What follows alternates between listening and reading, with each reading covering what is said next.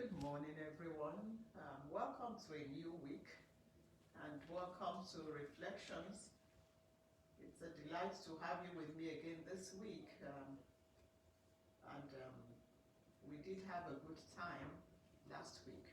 If you remember, last week we talked about crisis and we discussed how crisis reveals the substance of which one is made. And our key scripture for last week for the discussion on crisis was Psalm 11 verse 3. That's if the foundation be destroyed, what can the righteous do?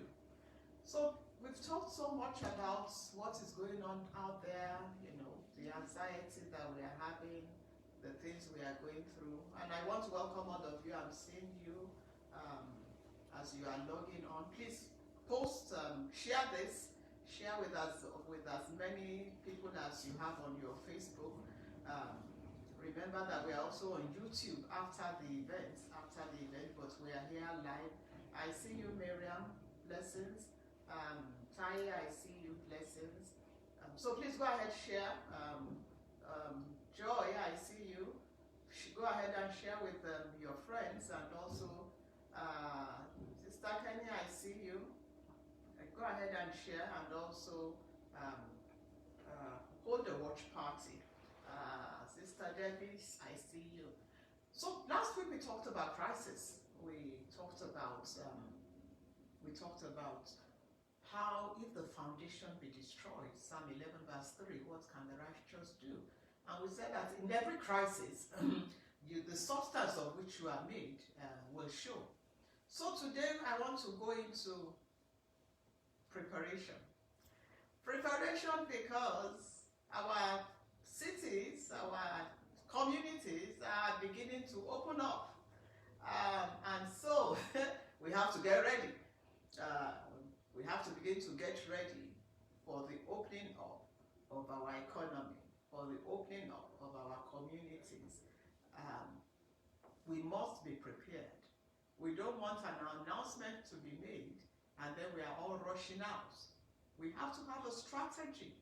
We have to have a plan. We have to know what we are going to do. You don't want people who don't know what they are doing to lead you, because even when this economy opens up and they say to us, oh, now you can go out, we still have to have, we are still in control of ourselves, in the sense that you still have responsibility for you. You have responsibility for your family. You are responsible as we step into a new era when governments are beginning to open up. You have to be able to lead yourself. You have to be able to craft what your entry into the economy will be like. You have to be able to design for yourself how you go back to work. Because remember, the people leading us, they are making economic decisions, political decisions. They may not necessarily be looking out for our safety and our security, depending on the country you are, depending on who is leading you. So you have, those are the things that you can no longer afford to shift to somebody else. Those are things that you will now have to take responsibility for yourself, and that is why we need to prepare for the opening of this economy. We find, well, for those of us who are in the US, we find Georgia opening up the economy. The governor announces that I'm opening up. Mayors of city are shouting, community leaders are shouting that we are not ready for this. We are not ready for this. He was making a political decision. So we need to understand that we have to begin to prepare for going back in. And we have to have a strategy for going in that will preserve our lives and will preserve our families. You cannot depend on what a governor is saying or what a president is saying. Incredible, last week, the president of the US said we should begin to expose ourselves to UV light so that it will kill the virus. And even worse still, that we could actually ingest disinfectants. That is absolutely wacky. So you want to be careful about who is leading you. You have to take responsibility and begin to lead you. Make decisions for you. Don't be a zombie, don't be a robot, don't wait for people to tell you what you need to do. We are entering into a new era. And it's not all woe, believe me. As we step into because the world is never going to be the same again. It's not going to be business as usual anymore. The way we do things has changed, and it has changed forevermore. You have to be prepared, because if you go in with the mindset that you had 2 months ago, 3 months ago, last year, into this new world that we are stepping in, you will not be able to cope. Everybody must have a mindset, a shift, a paradigm shift. I love that scripture in 1 Chronicles 12:32. 1 Chronicles 12:32. The Bible says that from the family of Issachar, there were 200 leaders who understood the signs and knew what to do in that season. 200 leaders in a family, in a tribe. They understood the signs of the times. They understood the signs of the season. They did not only understand, they also knew what to do. As we step into this new era, you must understand what we are stepping into, and you must know what to do. If you are a business person, the way you do your business must change. Otherwise, that business will fold up, and it's not a cross. The way you do your business must change. Otherwise, you are not going to be able to cope with this new era. If you are a pastor, if you are a ministry leader, the way you do church, the way you do ministry must change. Otherwise, you may find that you are the only one left in your church.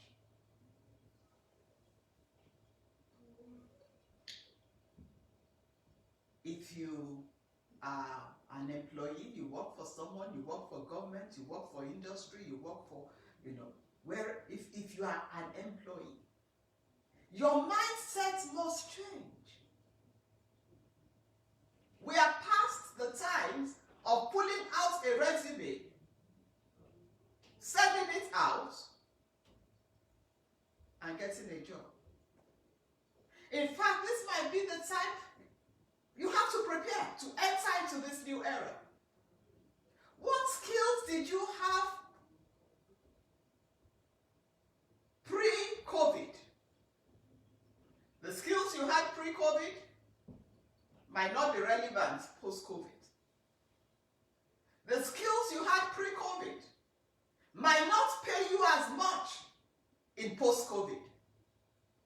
As you begin to prepare, you must begin to look at what skills you have. Do you need to upgrade? Do you need to change?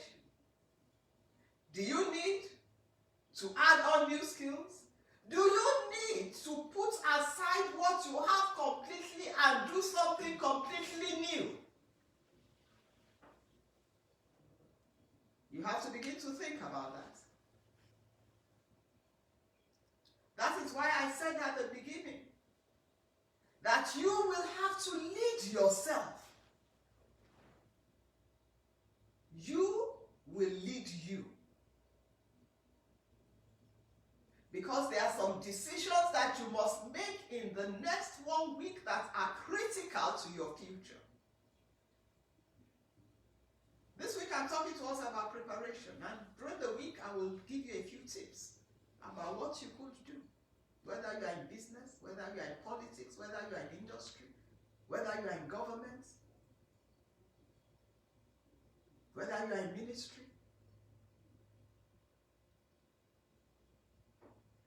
As we enter into this new season, government, corporations, industry, they will be looking for people who have answers because they are as confused. Believe me, your boss is looking for an answer. Your pastor is looking for an answer. Your government is looking for an answer. Science is looking for an answer. Industry is looking for an answer. In all spheres of life, people are looking for an answer. Organizations are looking for an answer. What do we do post-COVID? And if you are under the sound of my voice, maybe God has preserved you for such a time as this. If you have that answer, believe me, you will skyrocket to the top. And that is why in the next few days, you need to begin to pray. You need to begin to seek the face of God. This is the time that we need the Holy Spirit to begin to download into us. How did Joseph know what was going to come to Egypt? God downloaded it into him. God downloaded the information into him. It took him from the prison to the palace. How did Daniel rise to the top? God downloaded the solution into him. He rose from an ordinary government official to one of the top 3 personal assistants of the king. The church is coming into its brightest time, its greatest time.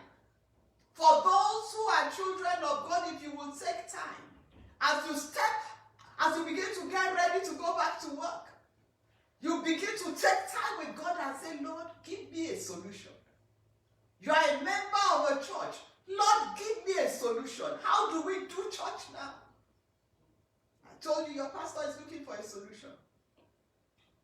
Your boss is looking for a solution. How do we do office now? How do we do industry now? How do we manage the food supply chain of the nation we are in? How do we take care of primary health in view of what has happened? How do we conduct research now for new drugs? You are in politics. Post-COVID, how do we govern our nation? What do we do about tax havens? What do we do about industries leaving the shores of nations to go to cheaper nations where they don't pay tax, where labor is cheap? What should governments be doing? Because look at where we are today. Cruise lines registered in places where there would be no oversight of the industry.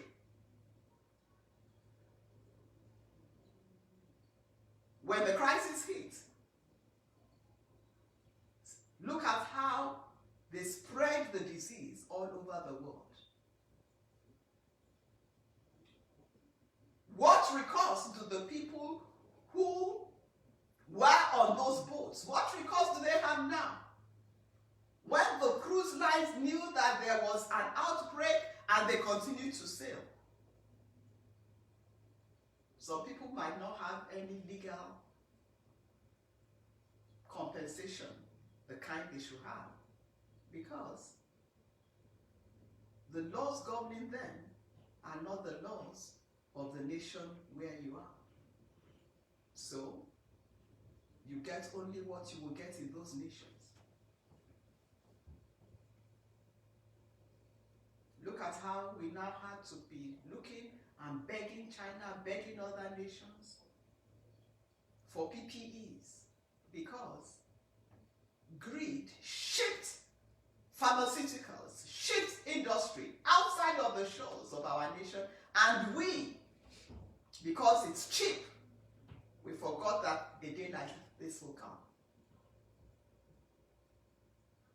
For some of our nations in Africa, where we never took care of our primary health system, every time we were sick, we would go to India, go to China, go to Europe, come to America. How many people have been able to travel out now with COVID? This is the best time for innovators. And I want to encourage you, think, begin to prepare, because as we step back into the economy, opening up our economy, the world is waiting for you. If you will cooperate with God, you will have a solution. This might be the best season of your life. Remember at the beginning of the year, I said, this is our year of incredible harvest. It's an incredible harvest for those who can think. So this week, you don't even want to miss preparation as I begin to break it down for you. Some of you are going to catapult into the best season of your life. Let's have a word of prayer. And so, Father, we are so grateful you have kept us through the season. And as the season begins to wind up and another season enters, we ask in the name of Jesus that we will be prepared for the new season we are entering. And Lord, we ask that you will make for us, your children, the best, make the season the best of our life. You have preserved us, you will continue to preserve us, and as we enter this new season, you will promote us. Lord, download innovation into us. Download solutions into us. Lord, we bless you. Once more, we pray for everyone, all the frontliners. Father, please continue to keep and protect them. And Father, for every home that has been hit by this virus, we ask for the comfort of the Holy Spirit. Thank you, precious Lord. In Jesus' name we pray. Good morning, everyone. Don't miss tomorrow.